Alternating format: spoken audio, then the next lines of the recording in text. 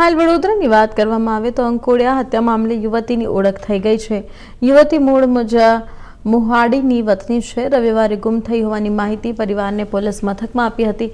પોતે મહેદી કામ કરતી હોવાથી મહેદી મૂકવા ગઈ અને બાદમાં પરત જ ના ફરી। આ યુવતીનું નામ દિવ્યા પરમાર હોવાનું સામે આવ્યું છે।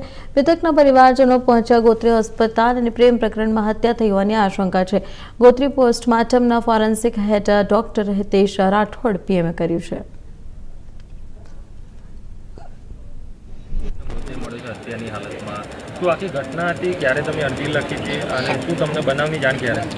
અરજી એકચ્યુઅલી કેવું છે કે 3 તારીખે બેન મહેંદી મૂકવા ગયા હતા। તો મહેંદી મૂકવા 9:30 વાગે ગયા હતા, તો બપોર સુધી નહીં આવ્યા। તો મેં એમને કોલ કર્યો બપોરે કે બેન ક્યાં છે? તો બોલે બસ એક જ કલાકમાં એક જ હાથ મૂકવાનું બાકી છે, મૂકીને આવું। એના પછી મેં કીધું આવી જશે એમ। 2 વાગે એમને મેં કીધું તો 2 વાગે એમની એટલી વાત થઈ હતી। પછી 5 વાગે મેં ફરી 4-5 કોલ કર્યા, એમને રિસીવ નહીં કર્યા। એના પછી બેને ફોન કર્યો 6 ને 7 તો બેનને રિપ્લાય આવે છે કે હું બસ પેમેન્ટ બાકી છે, પેમેન્ટ લઈને ઘરે જ આવું છું। એ અડધો કલાક થયો, 7 વાગી ગયા, મારું મગજ ગયું। મેં કીધું સવારથી બેન કેમ બહાર છે, તો અત્યાર સુધી રિટર્ન કેમ નથી આવી મહેંદી મૂકીને? તો મેં કન્ટિન્યુઅસ એને કોલ ચાલુ રાખ્યા, સિંગલ કોલ રિસીવ નહીં કર્યો। રિંગિંગ જાય છે પણ રિપ્લાય નહીં આવ્યો। કન્ટિન્યુઅસ આટલું જોયા પછી અમને થોડો શક ગયો તો અમે શોધખોળ કરવા નીકળ્યા। હોસ્પિટલના નંબરથી ચેક કર્યું, બધાથી ફોન કન્ટિન્યુઅસ ફોન રાખ્યા પણ કોલનો કોઈ રિપ્લાય નહીં આવ્યો। આખું બરોડા ગોતી લીધું। પછી અમે 11:30 વાગ્યા સુધી જેપી પોલીસ સ્ટેશન પહોંચ્યા કે સાહેબ આવું છે, બેન સવારથી ગાયબ થઈ, મતલબ કે મહેંદી મૂકવા ગયા હતા ત્યાંથી રિટર્ન નથી આવ્યા અને કોલનો રિપ્લાય નથી આપી રહ્યા એમ। એમને પૂછ્યું કેટલા વર્ષની છે? મેં કીધું 24 વર્ષની છે। એમણે આખી કાર્યવાહી પૂછી કે ક્યાંથી ગયા અને શું છે શું નહીં, બોલે રિપ્લાય નથી આપી રહ્યા। એમને મને કીધું કે અત્યારે કાચું લખવું જોઈએ એમ, ખાલી કાચું લખ્યું। એમને એમની પાસેથી અમને મદદ માંગી કે ભાઈ ફોન જાય છે પણ રિપ્લાય નથી આવી રહ્યો, થોડો સપોર્ટ કરી દો, અમને લોકેશન ટ્રેક કરાવી દો એમ હોય તો।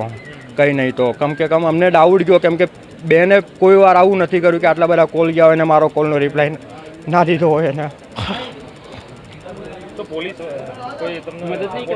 મેં મારા થતાં મેં બધા જ ઉપર સુધી ટ્રાય કર્યા પણ પોલીસનો કોઈ સપોર્ટ નહીં। એમને ખાલી કાચું લખ્યું કે હા અમે કાચું લખીએ છીએ, કાલે 24 કલાક થશે તો 10 વાગે આપણે પાક્કું લખશું। 10 વાગે એમણે પાક્કું લખ્યું। 10 વાગ્યા પછી મેં સાંજે ફરી પૂછ્યું, જ્યારે છોકરાનો ફોન ચાલુ થયો, એક છોકરા સાથે શંકા થઈ અમને। સામે કેફે છે, ત્યાં કેફેમાં એક છોકરાની શંકા થઈ, ત્યાં પૂછપરછ કરી તો એ છોકરો બી એ દિવસથી ગાયબ હતો। શંકા કરતાં એ નંબર મળ્યો અમને ત્યાંથી, એના શોપ પરથી, કેફે પરથી, ટી પોસ્ટ પરથી। તો ત્યાંથી નંબર કઢાયો તો કન્ટિન્યુઅસ રિંગ જાય છે પણ એ જવાબ નથી આપી રહ્યો। તમે પોલીસને જણાવ્યું કે કોલ જાય છે, તમે ચેક કરાવો ને। જ્યારે છોકરાનો ફોન ચાલુ થયો હું ત્યારે ઘરેથી જેપી પોલીસ સ્ટેશન ઇન્ફોર્મ ખાલી કરવા ગયો છું કે ભાઈ ફોન ચાલુ થયો છે, લોકેશન ખાલી ટ્રેક કરી દો, અમને ચિંતા થાય છે કે કંઈ બી પ્રોબ્લેમ થઈ શકે છે। આ છે આપણી સંસ્કારી નગરી। પોલીસ જેના ભરોસે આપણે બેઠા હોય એ જ આપણને હવે દોડતા થઈ ગયા છે બધા જ। કેટલા પોલીસ પાછળ ફરતા થઈ ગયા છે। એ દિવસે એક સિંગલ રિપ્લાય ખાલી એટલો આપી દીધો કે આ લોકેશન પર છે તો આપણે ગમે તે કરી શકત। આજે મરી ગયા પછી શું કરવાનું હવે એમનું? અમારે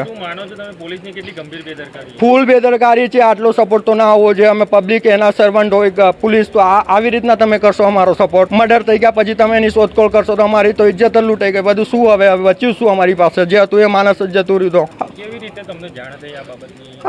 આ જાણ એકચ્યુઅલી મેં આજે સવારમાં રીલ સ્ક્રોલ કરતો તો મને આઈડિયા હતું કે કંઈ બની શકે તો અવર બરોડા તો પછી કંઈ બી આપણને અપડેટ મળે એમ।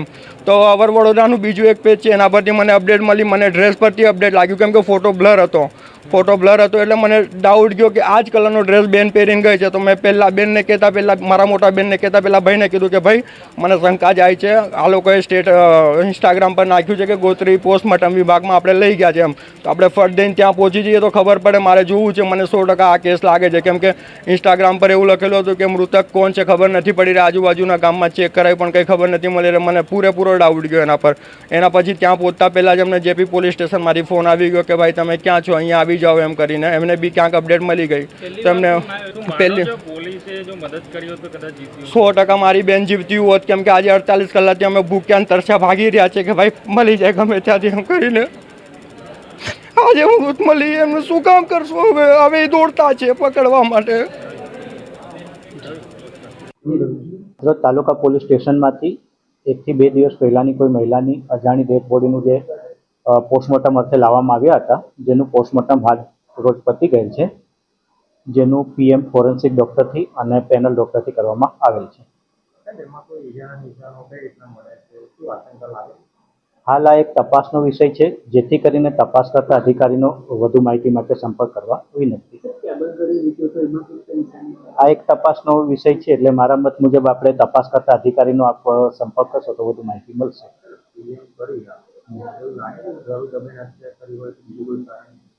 મેં ફરીવાર એ જ કીધું કે આ હાલ તપાસનો વિષય છે, એટલે જો આપણે તપાસ કરતા અધિકારીનો સંપર્ક કરશો તો વધુ માહિતી આપને મળશે.